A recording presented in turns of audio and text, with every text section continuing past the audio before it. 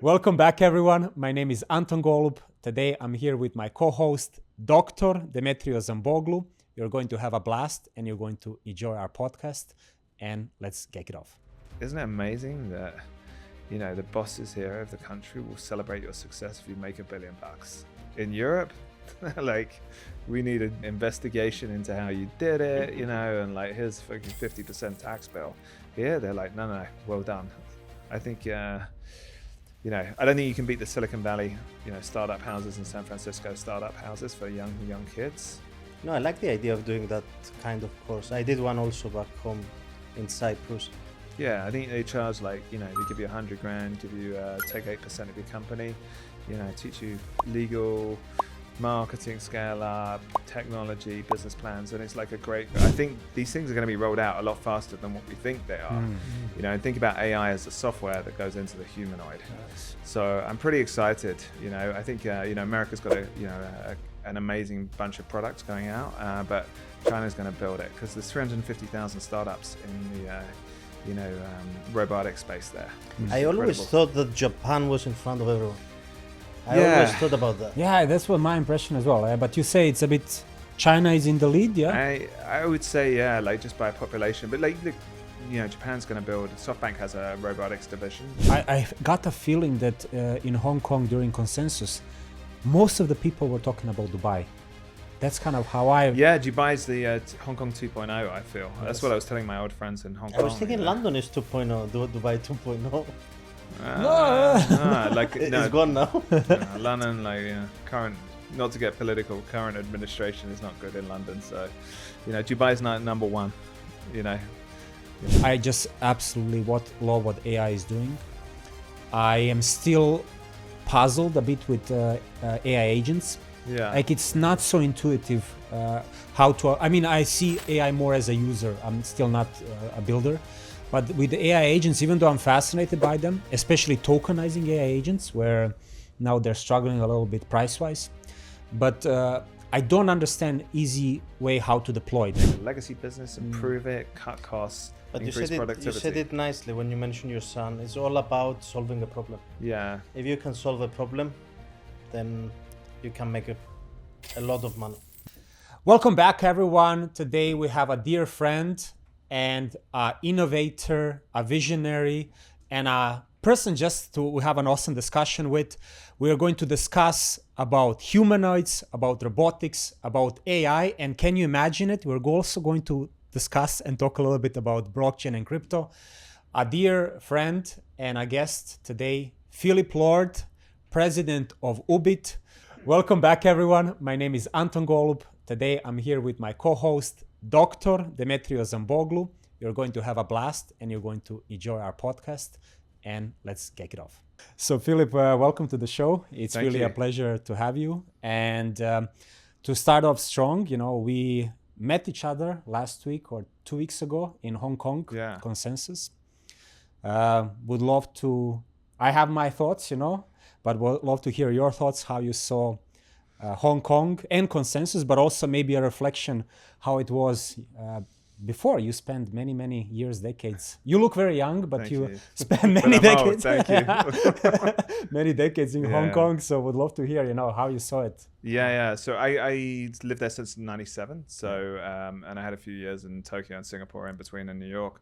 But it was great being back after 4 years. I haven't been back post COVID, and it has changed, unfortunately. The China's sort of embracing it, and definitely there's sort of been a bit of an exodus of expats, which is like the new transition for the country, obviously. But so nostalgic wise, it was sort of upsetting, but you have to celebrate the new success. And what I sort of felt was crypto is obviously a highly regulated environment in Hong Kong, and Consensus was great. It brought a lot of fresh people in to see the city and see the environment that you can set up in. But it is a high barrier to entry, and obviously there's constraints on Chinese money movements and crypto.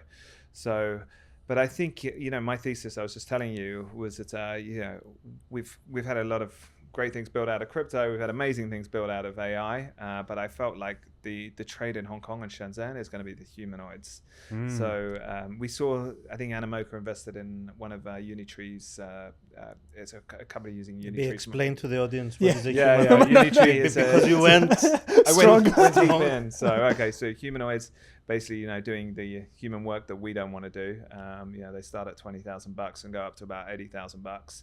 But the realization of these being like, you know, domestic helpers or factory workers or miners or, you know, supermarket packers, whatever it is, a lot of that human work that people, you know, don't necessarily want to do could be deployed into humanoids.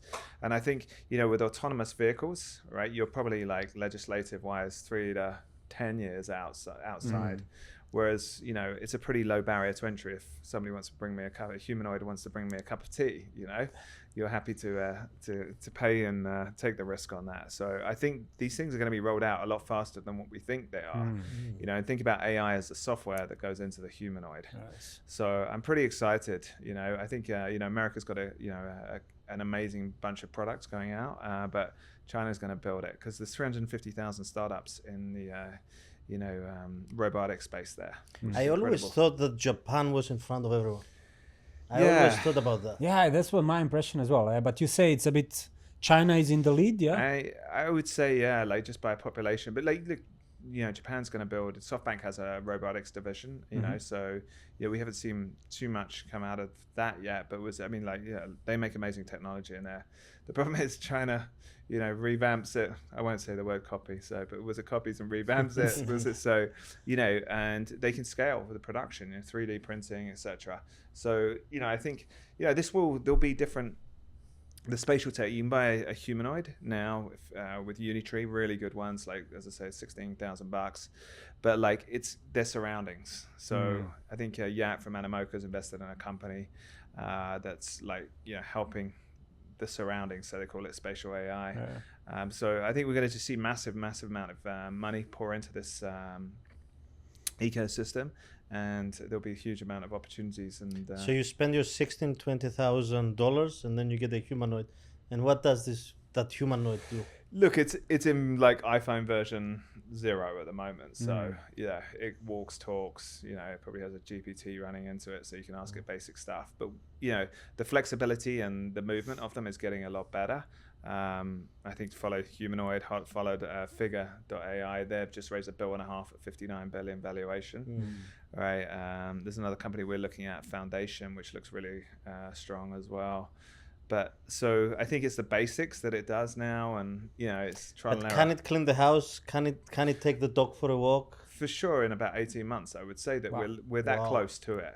You know, I think yeah, like one of the companies we're looking at is rolling out 10,000 of these next year. You know, obviously Tesla's going to roll out their versions as well. I think it's closer than what we think, and I think, you know, everybody talks about the disruption in AI, but like, you know, hard work being disrupted, and you can basically, you know, buy one of these things, you'll be able to debt finance it at scale, you know, and it'll probably come out at an annual salary cost. So I think that's going to be very disruptive to human capital. Okay. Can you maybe explain for myself, but also for the audience, kind of what's the difference between a humanoid and a robot or robotics solution? Or is there? Because when I'm thinking about robotics solution, I'm thinking always about you need to correct me, it's like Boston Robotics, the company that, you know, has this amazing... used to be a dog. Used to be a dog, but then it was a person doing backflips, you know. So I'm kind of trying to understand, like, is there a difference? I don't think there is. Actually, it's a good point. The answer is I don't know. But was it like, I think you know, you have the scale factory robots, and then you have like these ones that you can actually put in your house or get it doing general working duties. You know, kind of scary, isn't it? Like we're sitting here having this conversation. It seems so far out, but it's honestly, it's not. Like if you look at the amount of money VCs are deploying into this right now, it's crazy, and that's going to get used. You know, I think Norway's got a good company as well that's looks very like, you know, they've done it in that Scandinavian design. So things are going to look prettier and better, and it might be a new social circle. Awesome. Demetrios, you and I were at Xiaomi the other day, talking about all the products that we have bought, you know, all the things that you tell me connected, you know, so to I think they have an app, you know, and then you can, I mean, I think my half of my house flat. I mean, that is actually, it's connected to Xiaomi. So we are not that far off from what Philip, you're saying, actually, I think, you know? I think Xiaomi nowadays became like this Transformer movie. Yes, yes. You buy a phone and then you get the kit, it becomes a camera. Yeah. And then you get lens, and then you have the option to get a better lens. Xiaomi is doing pretty good, and it's actually cheap. So in the end of the year, you can just throw it away and buy the new one. That's the thing, is like, you know, America's going to make a premium product, Scandinavia will make an even more expensive product, you know, and then Chinese will just come in and, you know, take that cost base down by 50%, right? Even more. You know, even more, yeah. So I think it's a great time to be a consumer. Maybe not necessarily too good to be a physical worker, but, you know, it's cool progress. And so tell us a little bit more about Lord Investments. So I assume you're looking at it from a perspective of Lord Investments. Can you tell us a little bit more what's happening there? What other opportunities you are looking at?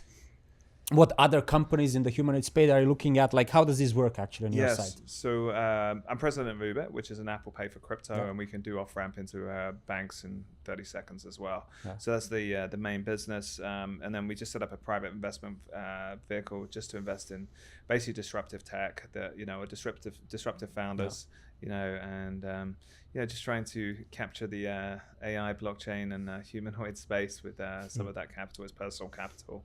Where there's an opportunity, I'll do an SPV. But yeah, I've got three young sons as well. All are, you know, attending, you know, hopefully fine universities. So it's kind of like pre-training for them, investment banking and you know, investments. So we're trying to just look around for companies where we can also, beyond the investment, just add some value. Because with Oobit, you know, I come in as president of the company, but basically I brought a lot of perspective from the business development and fundraising, and then the media, because my wife kind of owns Luna PR. So, you know, we can kick in a lot of value, which is shout out to Luna PR. Shout out to Luna PR. So, but you know, when you're starting a company, you know, you need some business development done. You need some media, and then you need the fundraising. But everybody wants it all at once, you know. You know, sometimes it's better to have a good flywheel where we can help in. So we put a check in, and then that's the angle that we're coming at, trying to help. So far I've invested in, you know, 2 payment companies.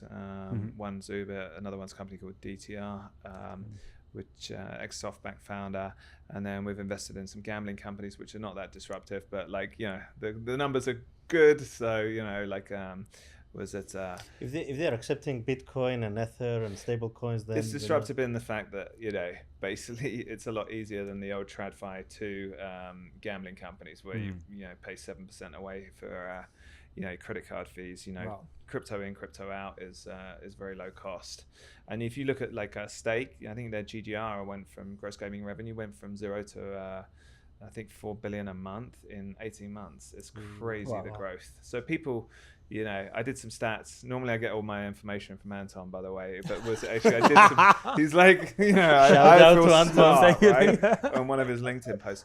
But basically, you know, like I think it's a 1 in 833 chance of winning on a meme coin versus a 1 in 36 chance of winning on roulette, right? So, you know, meme coins are just a gateway drug to you know, gambling, you know, with better chances on a roulette table, which is horrific. But anyway, so yeah, I wanted to be in that. And then, you know, consumer tech, we've invested in a company called The Game Company, which basically is like cloud gaming, because if you want to take your computer away and play Call of Duty, you know, on a beach, it's very hard. You've got to take a console away, and there's a lot of gamers in the world. I like that. And they're using basically smart AI tech and servers and disruption. And, you know, I think that's, I've got having 3 boys who want to game their entire lives. You know, they want to play Call of Duty on a beach in Bali rather than but you have to play with them, yes? Yeah. So, are you better than them, or? No. You're not the top 10 in the world like Elon Musk, or? No. Diablo. Wasting my days playing paddle. So, but yeah, I'm looking around for B2C as well. Anything, you know, I think disruptive in the B2C space in fintech. You know, I like these businesses. So, and anything AI, I think we're just in an amazing time, aren't we? Where we get these like cheap Ubers back 10 years ago, and now it's expensive. But AI is that today, you know, where we're paying $20 for just an unbelievable resource. But who wins the race? I don't know yet. we had this question, I think, asked for all of our guests so far, Demetrios. I think the question is usually, how much of crypto are you using in your day-to-day life as a president of Oobit? Yeah. And how much are you using AI in your day-to-day life? The AI consumption is ridiculous now. Okay. I don't even use Google, right? Yes. So I think it's like 99% of AI. I think what I have noticed is like Steve Jobs was such a visionary, wasn't he? Podcasts, like I barely read a book, and I probably consume 18 hours a week of podcasts. From All In to all the YC Combinator podcasts, and it's really such an amazing. And he was talking about it 20 years ago, and it's really kicked in, like this experience, because you can extract information and you can throw it into,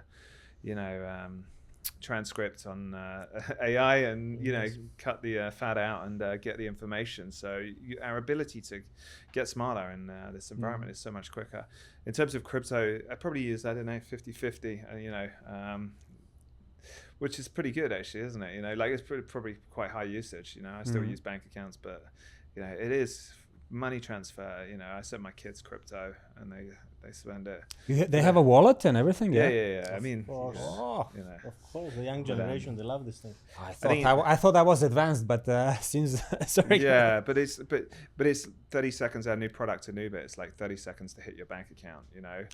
From your own name, which is very disruptive. The payment rails are still pretty bad generally in crypto. If I receive a big block of cash out of, let's say, one of the major exchanges into my bank account, I get questions from the bank. Yes. It comes from like some other name, like so.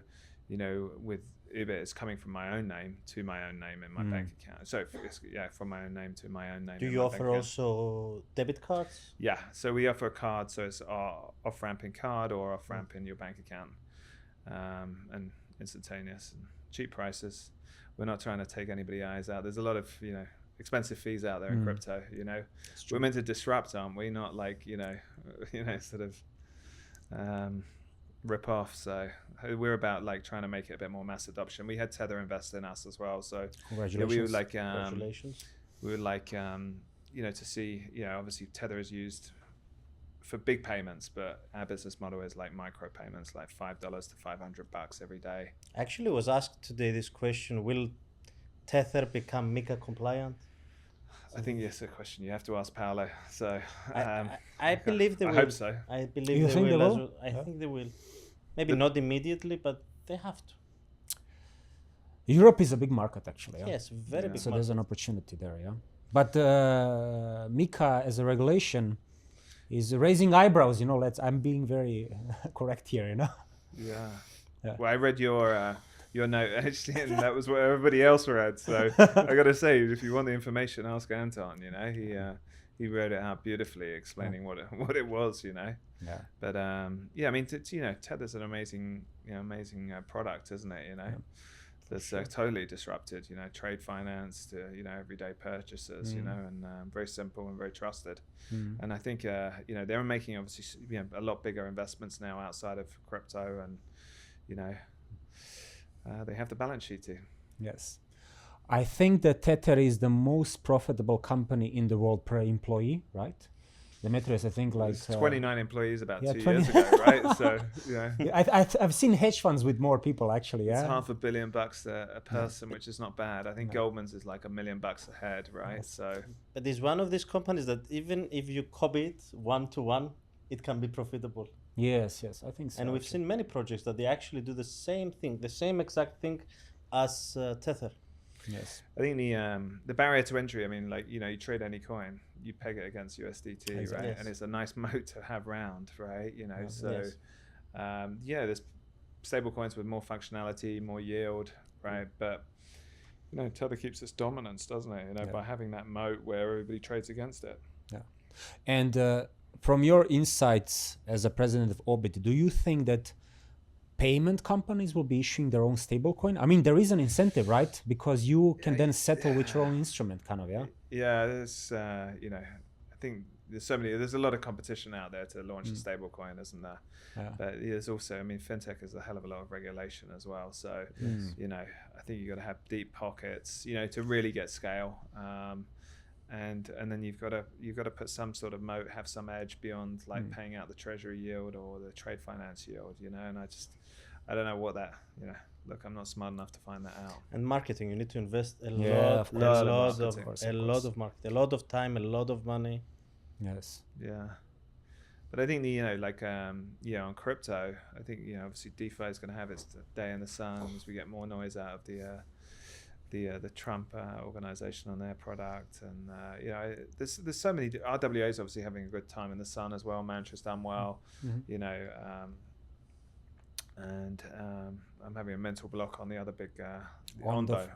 Yeah, they look like, so, you know, tokenizing of stocks seems so obvious. Tokenizing of bonds, you know, bonds like, you know, Apple bonds or I don't know, any of these bonds, there shouldn't be a barrier to entry just because I've got a Safra or a Julius Baer or a UBS bank account. You know, if I'm like an African lady and I want to just capture some form of yield, I should be able to put Tether in and take out 6% on like a blue chip, you know, United States company or European, you know, world-class company with corporate governance, and I put $1 in or I put $1 million in. But, you know, and I think that's where, you know, DeFi will, you know, help a lot, you know, by offering that, you know, good regulated product into the masses, you know, that's what we need, you know.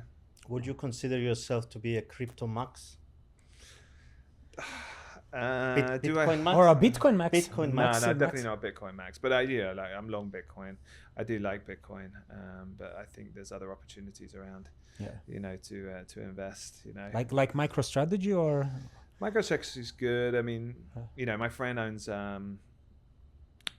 what's the name of it? It's the Tokyo equivalent, Meta Planet. Meta. I saw today. Yeah, he's done very well. Simon, very smart guy. You know, sort of like Goldman Sachs Navy SEAL team, you know, and created like a, you know, carbon copy of, MicroStrategy, but in Japan. And there's a big tax arbitrage. Like I think you pay 55% on a cap gain tax in Japan for Bitcoin, or crypto. So if you invest in the stock, you pay a 20% cap gain. So, you know. I think your friend was at the gathering in Dubai 2 months ago, because somebody was explaining that and mentioned, can I say Satoshi Roundtable? You even brought me into that session actually when he was explaining. Now when you're talking about it resonates a lot. That he was talking about copycats and how strategy and how he set up the one in Japan. Actually, it's Meta Planet, right? Actually, yeah, exactly. I mean, you know, look, he's a safe pair of hands, right? You know, like with, you know, highly structured finance background, Harvard educated. You know, you want somebody that's, you know, gonna run that, and like, you know, there's opportunities. You can't just hold Bitcoin, right? There's ways to make money out of it through, you know, with low risk ways to make money out of it. You know, so I think that's what that company offers, and you know, without, you know, a juiced up return because you don't have the tax on it as well. Sure, understand. Yeah. Philip, to go a bit in a different direction, in the preparation for the podcast, you told us that you are now for 4 years in Dubai. Yeah. How is it to live in Dubai? Why Dubai? Why Dubai? Why Dubai? Why sunshine and no tax? Yeah, well, that's a good question. You know, suntan lotion's expensive. You know, but no, I mean, Dubai's been like a very progressive, you know, place to set up business, do business, hire staff. You know, there is like no politics, you know, here, right? You know, it's just about progressing, and you know, truly thankful to, you know, all of the UAE and Sheikh Mohammed, because like I think it's created an environment where, you know, everybody's equal, you know, and it's an amazing place to live. So, and I think that, you know, diversity, you know, in London back in. But wait, you were brought up in the UK. Brought up in the UK, but I went to Hong Kong when I was like 20. Then you moved to Hong Kong, and then then you came. Did it Hong Kong, Tokyo, Singapore, New York. Yeah. But mainly I would say Hong Kong, 15 years there. But yeah, Dubai feels like home. You know, my wife's she's American, but she's Indian descent, so they say it's the cleanest city in India as well. Yeah, you know, that's what they say. Don't shoot me. But you know, and I think, but you're from Greece, you're from Croatia, I'm from London. We've lived all over the world. Like everybody's from everywhere here, and like this, you know, you have a collective mix of different people. You know, I think like 4 or 5 years ago, it wasn't the barrier of entry of people that are here is higher now. Like there's a lot more aggressive entrepreneurs building disruptive tech, building businesses. Like if you go and live in Monaco, right, you get the tax benefit, you get the sun benefit, but like, you know, you can't hire staff here. I can set up a company, it costs me $10,000. I can hire staff, I can scale my business. You've got India, you've got, you know, wherever you like in the zip code here in the time zone, and then you've got you know, a constant influx of American money coming through, you know, whether it's going to Abu Dhabi or American companies coming here. So it, you know, it's a really like competitive place, and you see big visions. The conferences are insane. We see everything, right? Insane, yes. So I don't even, you know, in the old days I'd go to London, you know, feel like I was very international in Mayfair. Now I just don't bother. I think it's like, you know, kind of dated, you know. Yes. So it's the Miami and New York of the Middle East, right? Yeah. So back to where you were brought up. So you went to high school and university in the UK? I didn't go to university, actually.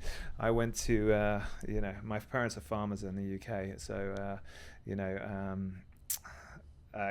we were pretty close to London. So I sort of saw, you know, people growing up in the city, and I was like, what do they do? And I was like, I think I'll do that. And literally went and knocked on the door of NatWest Tower, sneaked my way up to the 17th floor and handed in my CV, and should have been arrested, but they fortunately gave me a job, and I started on the Monday. Wow, what a story. But, yeah. Wow. And you can't, you know, I was about 18 years old, but I got lucky, you know. But you get lucky with aggression and hustle, don't you, you know? Everybody here in Dubai has got hustle, so... you know, you have to make, but yeah, and then, you know, sort of, you know, just legacy from the colonial days. Asia's always been in the back of every Brit's mind. I went to India, had a look around there, you know, in Mumbai, you know, and, you know, but Hong Kong was a lot easier, more palatable place to be in the late 90s, you know. So how was it in the late 90s, early 2000s in Hong Kong? It's amazing. I mean, actually, we just had the recession, but like, I mean, you know, you got to respect the people, like, you know, you ask them, do they believe in religion? They're like, yeah, I believe in money. You know, they're very aggressive, you know, they want to make money. That's it. Reminds me of China as well. Yeah. Demetrios has spent a little time in China as well. It's a good place, you know, like. But you were headhunted to go to Hong Kong? Or? No. Again, walked up to the 17th floor? Yeah, just like I went out there on a weekend and I was like, I'm going to stay here, you know, so like 3 weeks. But, you know. So you just took your bag and you just... Yeah. Like, you know, it's like you're 24 years old, you're a single guy. I was like, yeah, let's just stay. So, you know, you know, you obviously got to get employed. Phoned a bunch of investment banks. I got, you know, and ended up at Nomura there. So it was good. Nomura, for our audience, is not an easy bank, and the people work there a lot. Yeah, I think, you know, I've got 3 sons. One of them's going through, he wants to be an investment banker, and he's like going through all these like programs now at Rothschilds and Morgan Stanley, and it's really, really hard.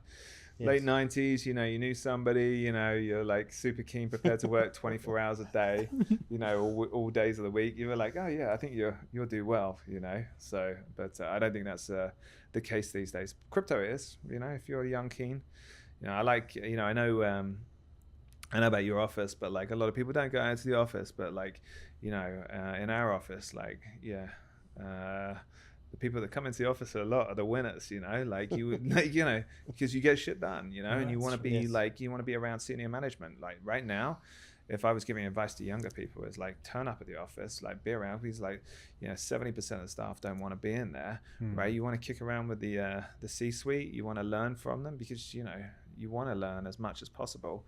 You know, and be there, and don't worry about hours, you know, you know, so, you know, maybe we come from, I think you listened to what Jamie Dimon said the other day. Yeah, so switch your phone off, like, don't get, like, you know, turn up to the office. Too aggressive, though.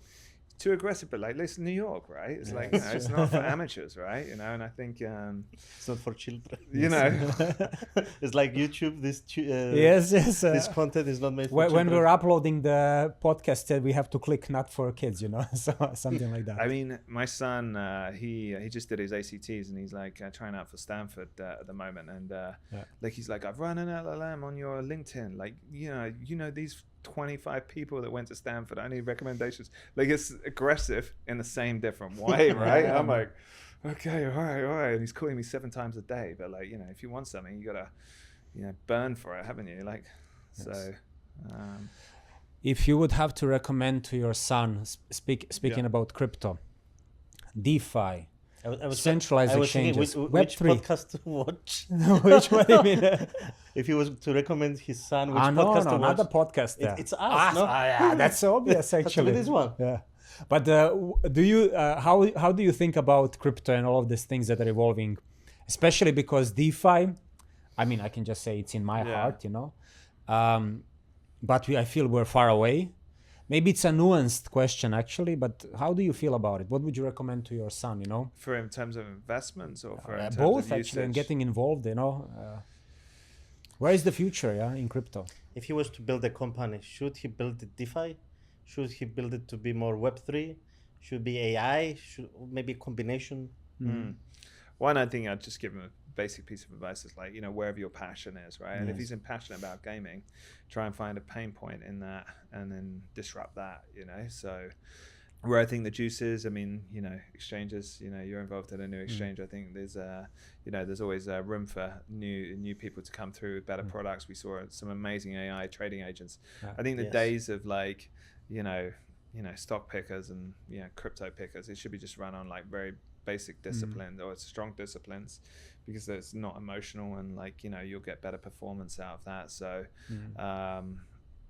do I see any big gaps? I think like the AI agent is going to be the boom, you know, the back end of this year or some point this year. And, you know, scaling still, like in DeFi, scaling into emerging markets is still wide open, isn't it? You know, you know, it's just work out how much the cost of user acquisition and, you know, the technology and the underlying user, you know, can they take it, you know? But, you know, and probably, yeah, best piece of advice, just move to the US as well, right? You know, it's just such a huge opportunity, isn't it? You know, we all know where I will be spending this summer, probably Chicago. Chicago? I thought Mykonos, no? What we were talking before, actually. Someone has to work for Phillip to go to Mykonos. Chicago's nice. Chi-Town's nice in the summer, isn't it?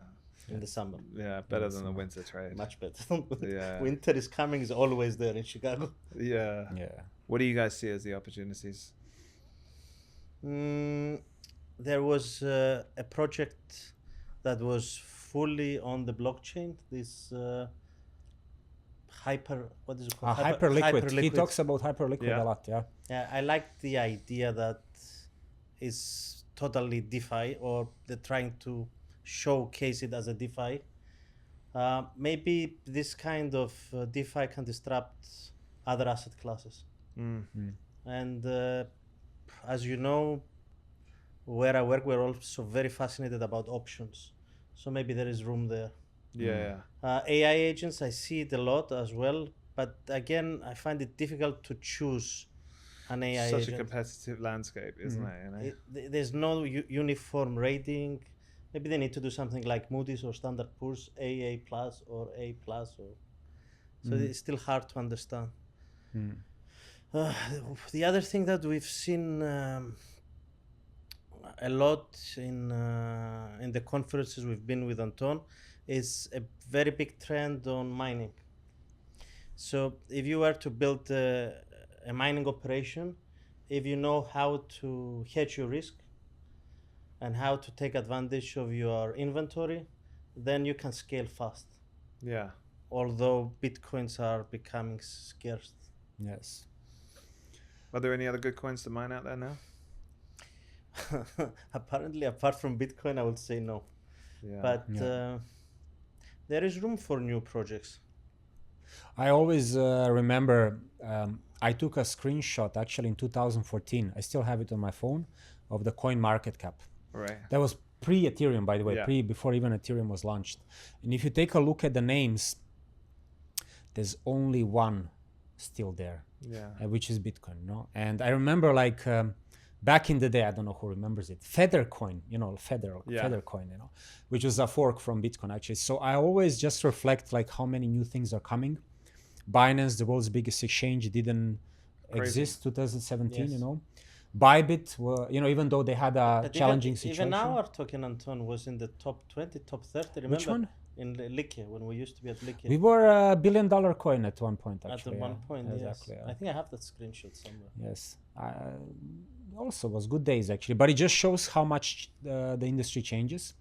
But I personally, definitely, I'm in love with AI. I mean, Philip, you and I had this conversation in Hong Kong.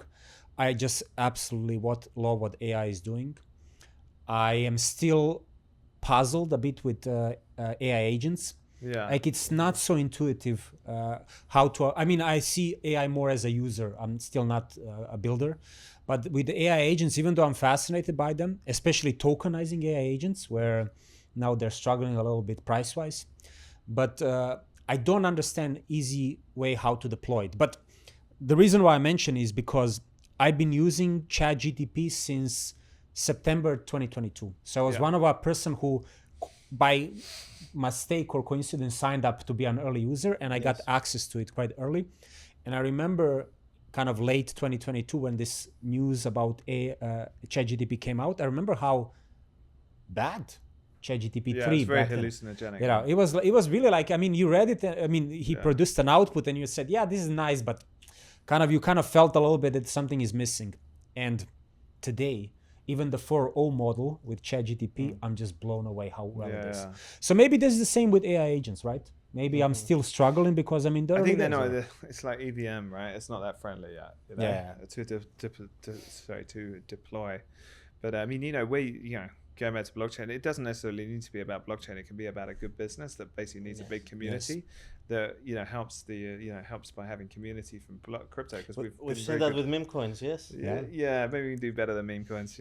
I mean, community coins. Community coins, but maybe some of them can pivot to do something decent. Yes. Because we do see that. Yeah. Have you seen that actually Shiba Inu, which produced a very sophisticated blockchain in the background? So it's a ZK, zero knowledge proof based blockchain, and has been adopted by, now you need to correct me later in the audience who is watching it, but I think it was Ministry of Tourism in Dubai. Wow. Adopted actually Shiba Inu blockchain for certain recordings, actually kind of used it as a ledger. So even though it's a bit of a funny story around the meme coins, I was actually really impressed when I read it. I was like, hey, there's something behind it beyond the funny, animal or logo. Yeah. So I don't know, maybe, but this was maybe an exception. I know the Dogecoin is not used like that, for instance, actually. Yeah. Well, it's got another good usage in its name, Dogecoin. So we've all benefited by being along that one. Thank you, Elon. Yes.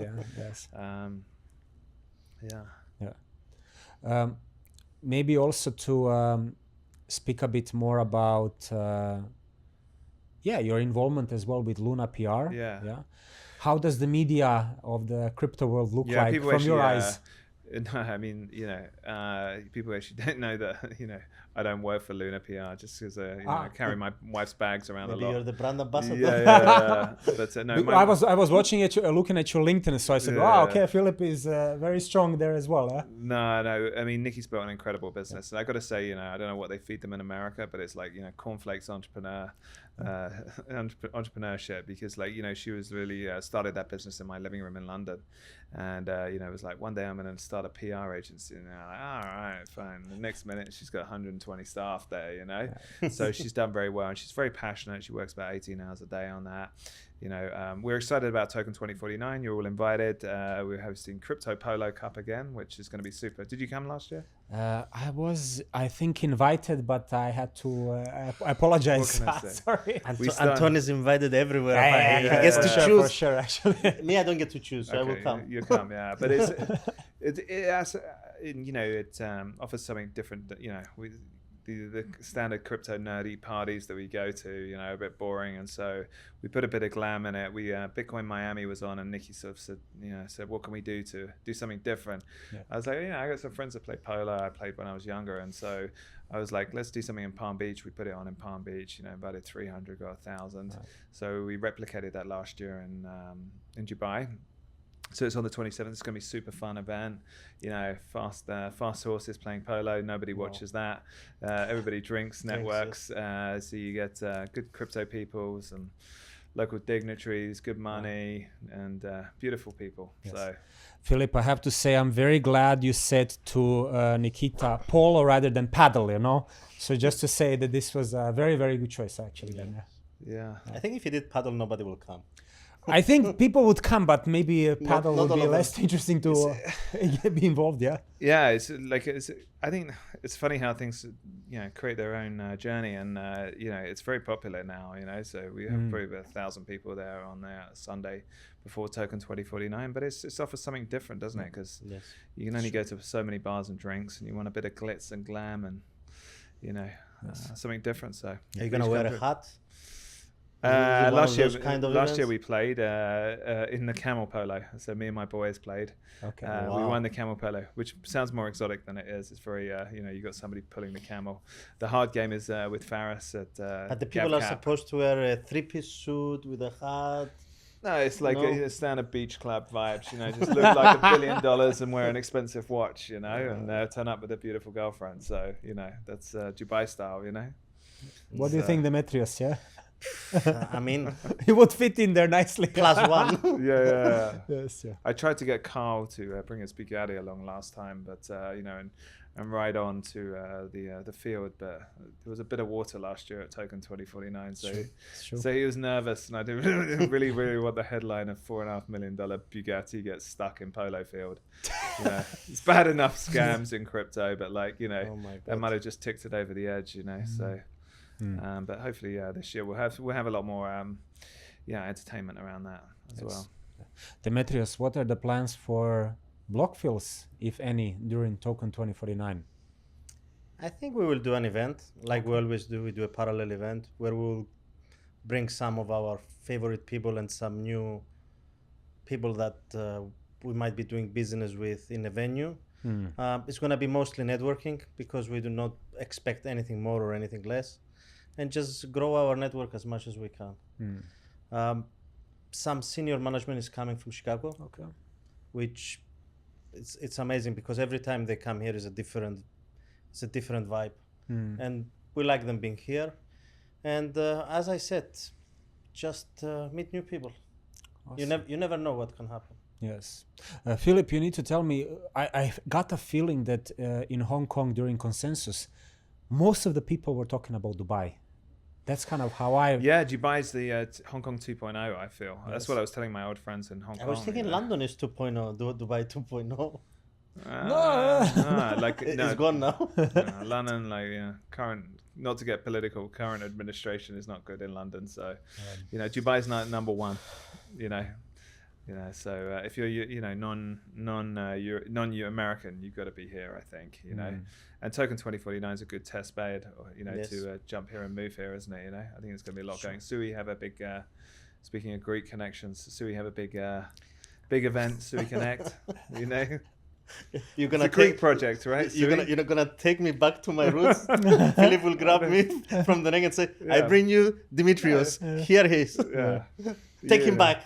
I think was it the founder called his son Kryptos, right? Didn't he? Kryptos. Yeah. It almost sounds Greek, right? Yes.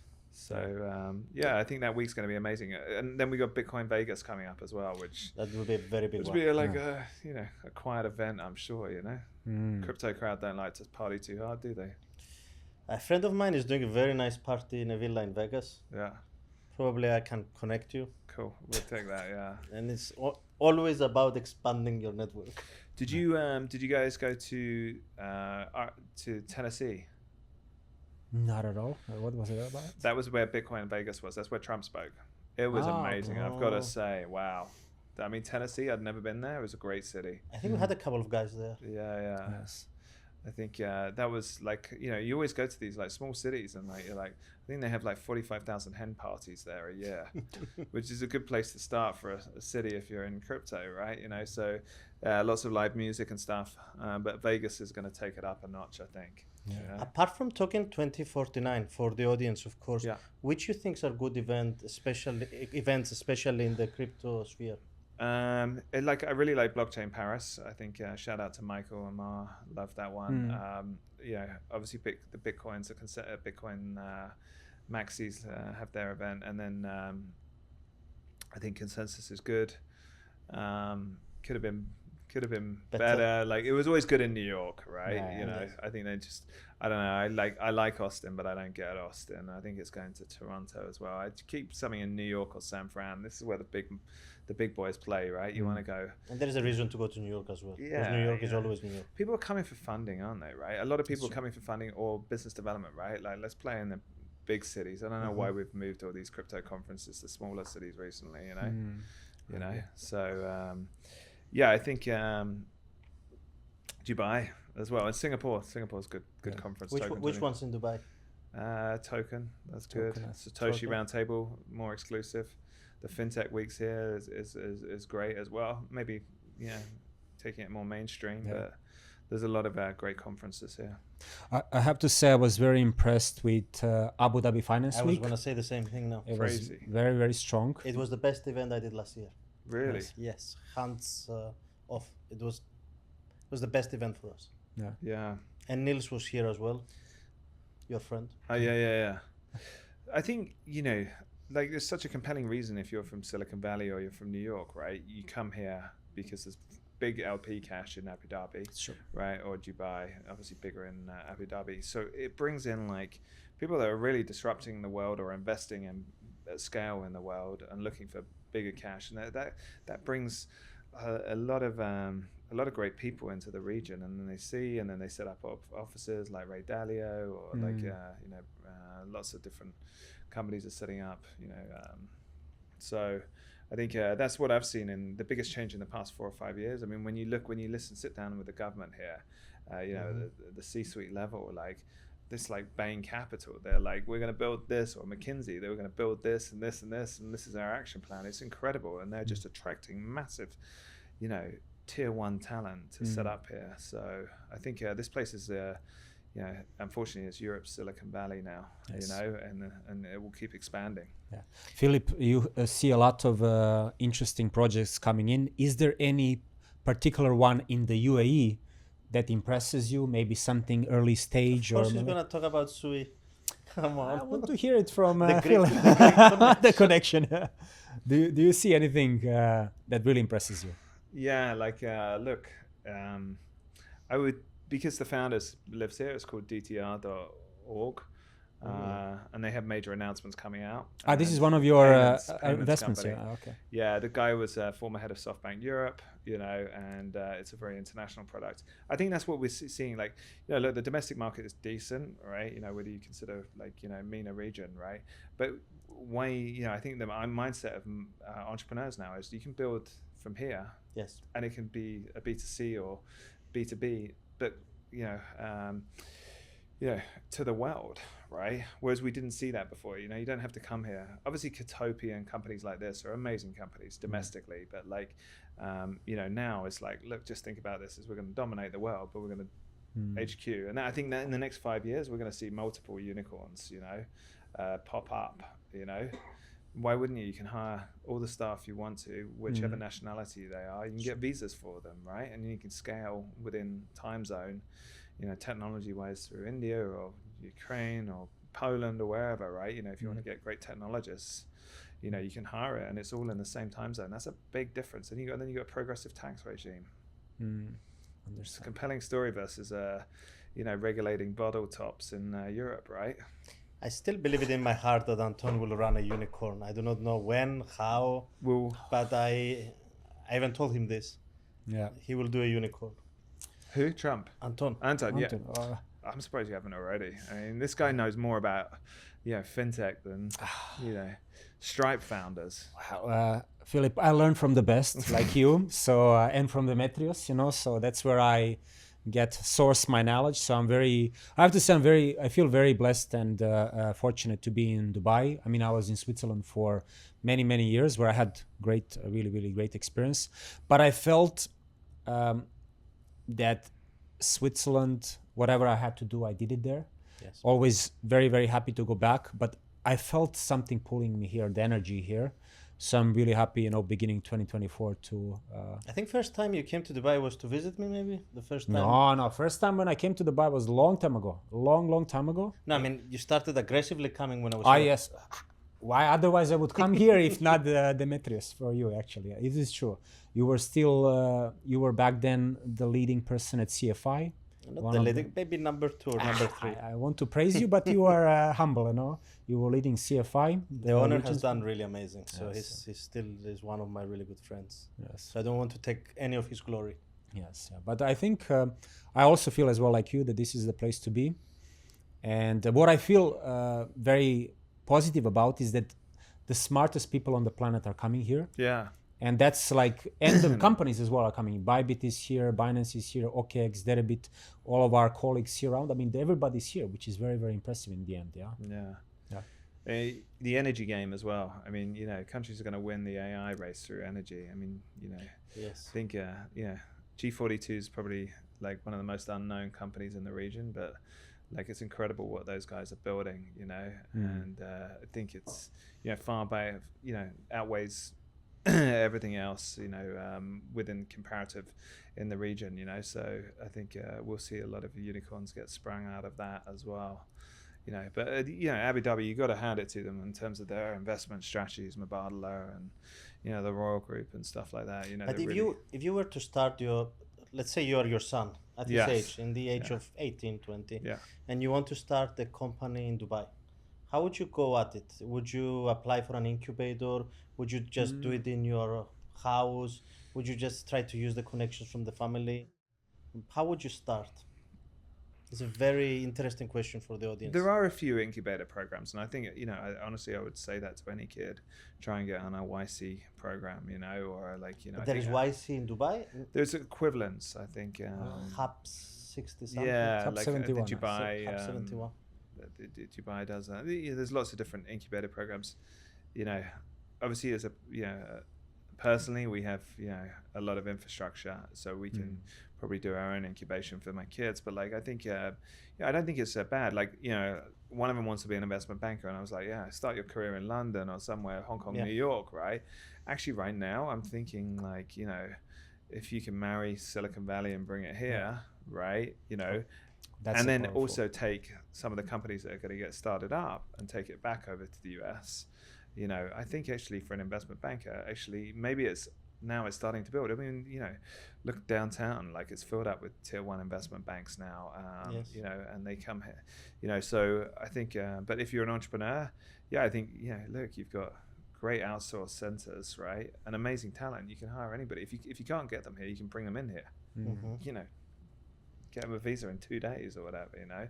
So it's incredible. You can't do that in America. You can't do that in Europe, right? I can't hire an Iranian PhD in AI, right? You know, whereas you bang, welcome, you know, pay tax, you know, and just, you know, grow your company. And you know what? Isn't it amazing that, you know, the bosses here of the country will celebrate your success if you make $1 billion? You know, in Europe, like, we need a, you know, investigation into how you did it, you know, and like, here's fucking 50% tax bill. Here, they're like, no, well done.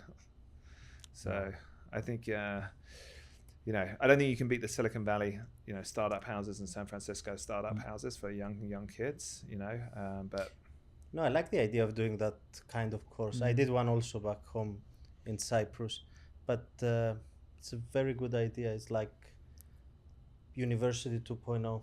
Yeah, I think they charge like, you know, they give you $100,000, give you take 8% of your company, you know, teach you, you know, legal, marketing, scale up, technology, business plans, and it's like a great, you know, for 8% of your company, when it's like, you know, has a 1%, you know, success rate. It's a pretty good thing. I think they can, you know, the success rates out of these incubators are far higher than what, you know, a solo entrepreneur gets, right? Yes, I think I have seen this, that the startups coming out of Y Combinator, Crazy. I think are by far the most, the success rate, and I think so, like there are certain metrics what that means, but like I think getting the first client or earning that first $1 million in revenues, definitely when it comes to the returns, Y Combinator companies are by far, Airbnb, I think, Coinbase, you know, many others, Stripe, you know. I think actually one thing that I would say is like, yeah, we're got a small stake in a company called allocations.com, which is basically you set up funds, SPVs, you know, turnkey. You know, they're basically fund administration business, right? AI Silicon Valley the hell out of companies, or their company, but now they're buying and bolting on. So they're taking traditional Web 2, where they, very, human capital heavy, and then they're taking the cost base down by 90% and increasing productivity by like 900%, right? And I think that's a trend that we're going to see in the financial markets. The AI buyout is really here now, because if you can really, and look at Doge, right? It's run by like 19 to 23-year-olds, right? Super smart guys. So you can come in, you can take a very traditional business and go, okay, like, let's look at this. Okay. We're going to increase your, customer acquisition. We're going to reduce your cost base. We're going to increase productivity right across the company. And this is really, like, I think that's a great business. So you don't necessarily have to build a business. You can take a legacy business, improve it, cut costs, but increase productivity. You said it nicely when you mentioned your son. It's all about solving a problem. Yeah. If you can solve a problem, then you can make a lot of money. Yeah. Maybe to circle back the discussion, do you think AI is going to replace people in the business or enhance their productivity? Because this is kind of what we started off with humanoids, and you're saying actually it's really like a person solving tasks for you. So it's not enhancing you to do a task better, but really replacing fully the process. So yeah, I'm not going to sugarcoat it as like hugely disruptive for human capital, and like, you can cut out the fat by 90% of your company, right? That's horrible, right? And then we got humanoids coming along, and that's on the physical labor side. I mean, that's going to be hugely disruptive. So, like I tell my boys now, like, build networks, right? Because, AI is not going to have a network, right? It will tell you what's, what the business does, how to build it, but like if you haven't got the relationships to get the funding, to get your first customer, to do stuff like this, build a brand for yourself, right? Build a brand, have an insane network, and that's like kind of like 3 of your qualifications out of 5. But you need superhero powers like that. Learn prompts. It's amazing how you put in a prompt and it's like completely different outcome. I think, have you used Lovable? It's we talked about it actually. Yeah, I mean, you got businesses like that are doing $30 of ARR a year, right? And they've got 2 employees, right? And I think, so you're gonna have like one to 2 founders and like 10 staff, and you'll have $100 million of rev and $1 billion valuation this year. Like, it's happening now. That's only going to keep going. There's so many industries to get. To get disrupted. So yeah, unfortunately it does. It's going to disrupt a lot of human capital, but we created the engine, people found jobs, we have to adapt, don't we? Sure, fair point. Any closing remarks? So first, it was a pleasure. I think today Really we had a very discussion focused on technology beyond crypto, which I think it was also. I think I realized why Philip didn't go to university. Maybe he didn't need it. Yeah, I think you did not. Yeah, really did. And also, I mean, super smart. Yeah, and we talk a lot about when we have a bit of time to sit down together. You always impress me with the solutions that you look at, that you use, the companies that you work with. So really, it was amazing to have you, and. Hopefully this will. We always say to our best guests, which we so far only have the best guests, we'll love to have you as well in a follow-up, maybe in 6 months to 1 year. Thank you so much. We'll see. And let's see what we can build in that time. Yeah. Maybe he might bring his robot next time he's here. No, we've got to do it. You'll do it with a robot next time. Maybe we can start cleaning or painting. As a guy, can you imagine? Like, look, I love EVM compatible, blah blah blah, but a robot as a guy, you're like, oh yeah, like I'm really interested in this. So I think it's a wonderful time. Yes, I agree.